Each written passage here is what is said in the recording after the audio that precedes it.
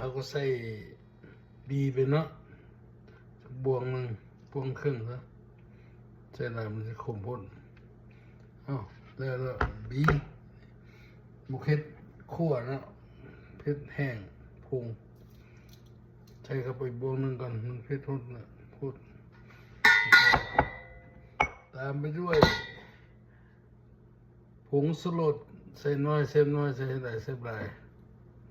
ใส่น้อยหนึ่งตามไปด้วยน้ำปลา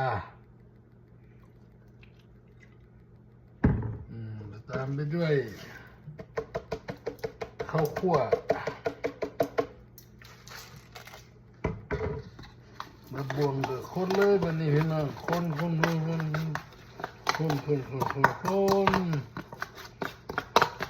ให้มันเข้ากัน